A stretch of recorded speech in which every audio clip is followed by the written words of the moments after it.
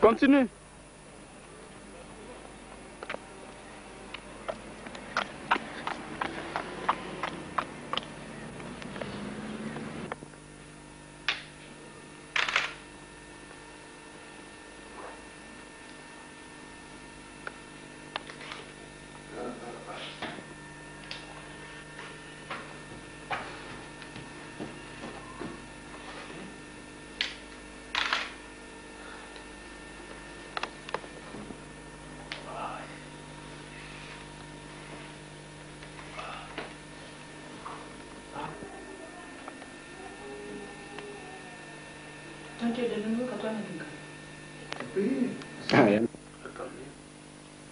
Bien, je vous trouve ici à l'hôtel Olympique. Vous êtes parmi les victimes des pillages et menaces de Bakongo. Vous êtes certainement Nibolek parce que c'est le mot à la mode. Est-ce que vous pouvez vous présenter et nous dire exactement comment s'est passée votre histoire? Moi, on m'appelle Ibouanga Constant. Je suis né à Dolisie. Moi, on m'appelle Mindou Jean René. Je suis né à Nyanga. Bon, c'était le dimanche. Dimanche à 15h et comme ça, nous nous sommes déportés de Poto-Poto pour aller à Bakongo rendre visite à notre grande sœur, Cécile Bouka, qui était sérieusement malade. Arrivé à la maison, on a trouvé la grande sœur alitée. Elle était seule. Les petits frères n'étaient plus là. Bon, compte tenu de sa situation de la maladie, elle était agonisante. Elle faisait des demi-morts. Mais nous nous sommes dit, maintenant, t'as mis à aller chercher les produits pour te sauvegarder. Mais elle nous a dit que non, moi, je ne peux plus partir, je ne peux pas me déplacer d'ici. Constant l'a dit, non, moi, je peux te soulever. Elle a insisté, non, moi, j'attends les produits ici, là. Bon, moi, j'ai dit, bon, dans ce cas, on va voir la grande sœur à Météo, notre grande sœur, l'aînée, Balbine Bouka. Elle se trouvait à Météo, ne sachant pas qu'elle avait même déserté aussi. Et moi et Constant, nous nous sommes déportés pour aller à Météo. On a pris la rue Fouekele pour sortir vers Angola libre là-bas. Arrivé là-bas, on a vu les gens, ils étaient debout, tout le monde était debout. Les gens passaient.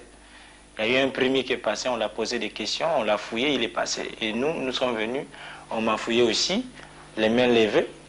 Ils n'ont rien trouvé, on a fouillé l'autre. Et la première question qu'on l'avait posée, Constant, parle en lari. Ah, lui, comme il ne connaît pas aucune phrase lari, c'était difficile qu'il puisse répondre en lari. Et moi, on m'a interpellé, on m'a dit, tu connais le nom de la maman de Kolela? Moi, je dis, je ne connais pas le nom de la mère de Kolela. Et aussitôt, on nous a demandé de se mettre à genoux, tomber, et on dort. Et on nous a déshabillés, et on nous a commencé à nous torturer, les mains derrière, on a attaché des fils. Et nos yeux aussi s'étaient fermés. Il y avait déjà du sable à l'intérieur, des bombes lacrymogènes sur place. On ne pouvait plus voir. Et on nous a déshabillés à nu, on nous a amenés au siège. Faut dire, et sur place, avant le siège, parmi les gens qui nous torturaient, il y avait une fille. Voilà. Il y avait une fille là, et c'est lui qui menaçait. Il est parti même, elle est partie plutôt tirer le pénis de Constant. Bon, moi, je veux couper ça. Et elle a vraiment blagué avec. Et moi, derrière moi, elle blaguait là. Elle dit, bon, tu as un bon corps, je vais prendre le couteau. Aujourd'hui, tu seras mon mari. Elle était masquée ou bien visage? Elle avait seulement un mouchoir. Un mouchoir. Elle est brune, comme elle est brune. Maintenant, après, ils ont pris le couteau, ils nous ont menacé à mort. Et il y avait un élément là qui avait fui. Le troisième avait fui. Ils nous ont amenés au siège. Mais maintenant, en quittant de l'Angola libre jusqu'au siège, chacun venait cogner comme il comprenait. On torturait des pierres, des fers. Et c'est là où j'avais reçu une brique à gauche sur le pied. Si je comprends bien, c'est la foule ou des gens préparés pour cela? Est-ce que c'est la masse seulement qui vient comme ça ou c'est des gens qui sont préparés? Ce sont des gens. Ils attendent les ninjas. Ils attendent les Nibolek. Quand il y a un Nibolek qu'on déporte là-bas, allez, on le menace à mort. Donc il y a une troupe réservée pour ça. Dès qu'il y a un Nibolek qui se présente, allez, on le torture. On le torture. de l'Angola jusqu'au siège. Donc tout ce tronçon-là, le boulevard-là, ils sont là, debout, masqués. Certains ne sont même pas masqués aussi. Et parmi, il y avait des militaires, des bérets rouges, des bérets verts en tenue, avec des brodequins. Voilà, des armes aussi. Et vous êtes arrivé au siège? Arrivé au siège, on nous pose encore la même question. On s'est encore présenté. On a dit, oh non, puisque j'avais ma carte de service, ils ont vu la divinier. Il dit, oh non, non, non, ça c'est carrément le parent de Lissouba. Ça c'est la famille directe de Lissouba. Il faut les tuer. N'insistez même pas, il ne faut même plus les poser des questions. Allez, amenez-les là-bas. Bon, on nous a fait rentrer dans une salle là. Là-bas, on avait trouvé presque une cinquantaine, plus d'une cinquantaine Nibolek. Des hommes, je te dis. Des hommes. Torturés à mort. Torturés à mort, à nu. Et on leur faisait de n'importe quoi vraiment. Maintenant, c'est là où on avait trouvé M. Karara, dont vous parlez. Karara, M. Ontsaï, il était là-dedans. Il y a le petit frère de Twadiksa Masanga aussi. Ça, ce sont des noms qu'on avait reconnus parce qu'on interpellait ces noms-là. Il faisait semblant de dire que qui est le frère de Twadiksa Masanga, on veut le sortir. Si tu répondais à l'aide, on te menaçait à mort. Et pour nous, ils ont dit, bon, comme ce sont les parents directs de Lissouba, carrément, allez-y chercher 2 sacs pour les emballer. Puisque à côté, il y avait déjà des sacs emballés pour aller envoyer, jeter dans le fleuve. C'est-à-dire que des gens déjà morts? Des gens déjà dans le sac pour aller jeter dans le fleuve. Maintenant, moi quand j'ai oui dit, ah, on a parlé du sac, ah, c'est nous. Alors, mes mains étaient derrière, j'ai fait un effort de les ramener devant. C'est là où j'ai eu ces cicatrices. Voilà. Bon, maintenant, par après, j'ai fait un effort de délier les fils là. J'ai sorti la main, la première main, et je l'ai détaché lui aussi. En enlevant aussi le mouchoir qu'il possédait aux yeux. Moi aussi, j'ai enlevé. Et je lui ai dit, bon voilà, il y a une fenêtre là. Il y a une fenêtre, nous devons prendre des risques là. Parce qu'on est parti chercher les sacs. Regarde, les autres sont là, dans les sacs. Donc nous, il nous manque... C'est fini, on ne peut plus rien. L'unique solution, il faut prendre la fenêtre. Il y a eu un troisième élément aussi, qui était si courageux. Et quand le monsieur qui était parti chercher les sacs avait laissé la fenêtre ouverte par erreur, et nous, on a pris la fenêtre. Arrivé là, il y avait des murs, là, c'est un cercle, il y a des murs. Il fallait gravir les murs, sauter des murs, sauter. 2 murs. Nous sommes arrivés dans un coin, dans une parcelle donnée, entre 2 maisons. Nous nous sommes cachés. On attendait là, on attendait. Et ils nous cherchaient. Ah, aux alentours là, on attendait, ah vraiment, on doit nous découvrir. Une femme, malheureusement qu'on ne peut pas connaître son nom, c'est la propriétaire de la parcelle.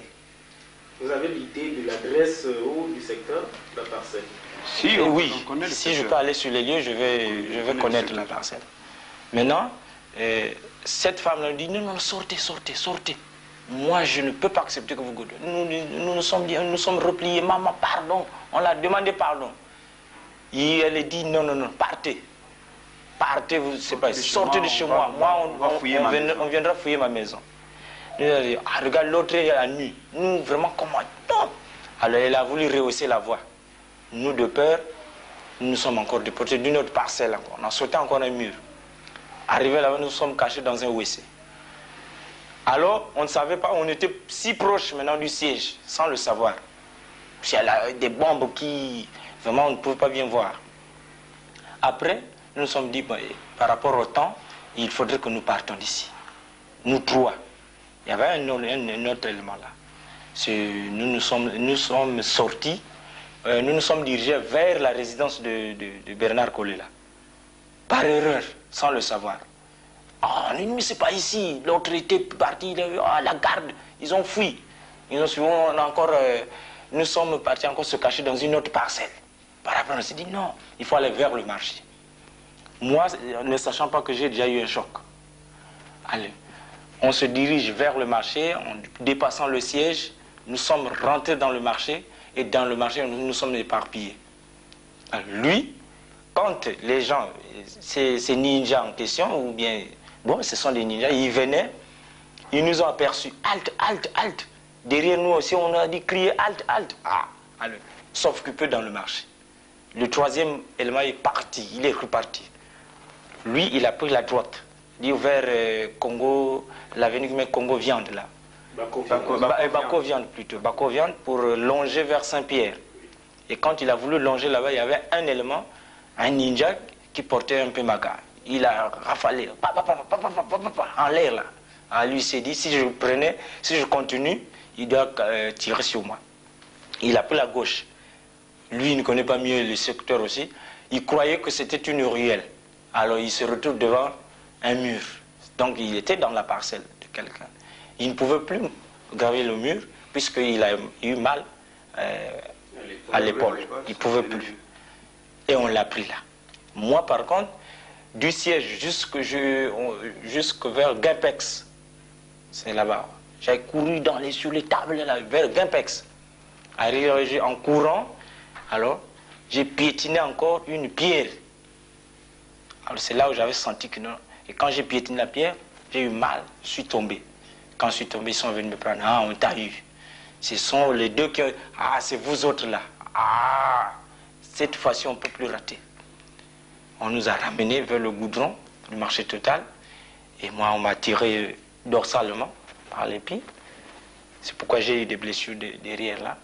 Et lui, on l'a cogné le crosse d'armes ici, là, du fusil, ici, là. Et il est tombé dans un caniveau de gasoil, vers une pharmacie, là, quelque part, là, je pense, en repartant au siège. En repartant au siège. Alors on m'a dit, mais tu as vu ton collègue? Il est tombé dans le gasoil. Toi aussi, il tombe là. Je suis rentré dans le gasoil. Et après, on dit, chante l'hymne national du MCDD. J'ai dit, je ne connais pas. Pendant qu'on nous posait des questions, on nous demandait de parler, on nous cognait aussi. À tout mort, celui qui venait avec une pierre de fer. J'avais reçu même le tuyau des militaires, là, je ne sais comment on appelle ça, matraque ou matraque. On a mis des bombes lacrymogènes. Bombes lacrymogènes aux yeux, pour ne plus voir. Allez, on nous a ramenés au siège. Et en repartant au siège, c'est là où j'ai eu, là aussi on m'a cogné une course de fusil aussi. Et le sang sortait maintenant. Nous sommes arrivés là-bas. Et lieu qu'ils nous remettent dans la première salle, on a changé de salle. Là-bas, le chef croyait que nous étions nouvellement venus. Dans cette salle, oui. Vous voyez, nous étions nouvellement appréhendés. Or, nous étions déjà d'abord là. Mais on avait changé de salle. Et arrivé là-bas, on nous dit, oh, bah, tous les nœuds, on doit les prendre après. À un moment donné, on doit s'arranger. Laissez-les, ils vont d'abord se reposer. On nous a mis là. Et dans l'autre salle, il y avait des femmes. C'est là où on faisait le choix des femmes. Après, à un moment donné, après le repos, lui, il a constaté le sang. Donc, je saignais maintenant, grosse bouteille. Il dit, mais regarde. Je dis quoi? Oh, regarde, le sang. Je dis, ah, chef, vraiment, moi, je saigne ici. Fouaco, il disait, tu peux mourir là-bas. Tu peux mourir, même ceux qu'on jette dans l'eau là, c'est pas grave. Maintenant, toi, si on peut aller te jeter, c'est grave. Ah, moi, je ne pouvais rien faire. Le deuxième est venu, je dis, chef, moi, vraiment, je saigne. Tu saignes, oui. Et il a pris les allumettes, il a vu, ah, mais comment? Ah non, détachez-le. Vous, on vous a demandé d'arrêter les gens, pas pour les tuer. Quand on prend quelqu'un en otage, c'est pas pour le menacer ou le torturer, mais en otage, c'est le garder. Et attendre quand on doit arranger les choses. Vous, c'est maintenant les menaces. Comment vous pouvez faire des choses comme ça? Amenez-le ici. Celui-là aussi, vraiment, il sentait mal au cou. Il pleurait. Par contre, moi, on m'a amené, on m'a changé encore de salle. On a attaché là, des chiffons, là, ils ont attaché, rien. Le sang ne faisait que couler. À 3 reprises, le sang coulait à grosse. Je sentais des vertiges, l'étouffement et la fatigue. J'ai dit, chef, vraiment, je ne peux plus. Je ne peux plus. Et là, je ne marchais plus aussi. C'est là où j'avais su que j'ai eu mal maintenant, au pied. Et lui, il a eu mal aussi, je pense, vers la ceinture pelvienne. Il a eu mal. Et l'épaule. Il ne pouvait pas aussi me soulever. Mais qu'est-ce qu'il faut faire? Le chef là, on l'appelait lieutenant. Ce chef, oh lieutenant, on l'appelle lieutenant.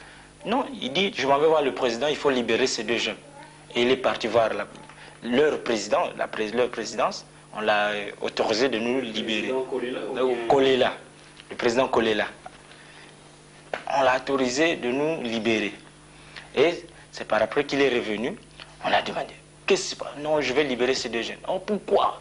Oh, vraiment, l'autre peut mourir, mais s'il peut mourir, On ne peut pas le jeter dans l'eau. Les autres, on les a jetés, mais maintenant c'est lui. Aïe. Lui, il a dit non, je vais les sortir. Vraiment, c'est pas ce qu'on nous avait demandé. Il faudrait qu'ils sortent. Et il nous a pris, allez-y.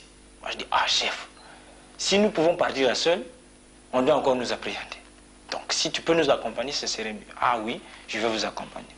Et quand on a essayé de faire quelques pas, le frère me regardait, il a vu comment je saignais, j'étais si fatigué, il a commencé de pleurer. Et le lieutenant aussi a pleuré. On pleurait tous là. Ah, oh, celui-là doit mourir. Et il nous a accompagnés vers l'école primaire 5 chemins. L'école primaire 5 chemins. Il dit, bon, allez-y, vous pouvez continuer.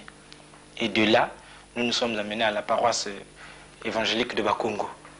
C'est là-bas où on a toqué. Bon, vraiment, le pasteur n'était pas pour nous ouvrir. On a vu notre président du groupe dont j'évolue, un peu à quelques mètres de la paroisse. C'est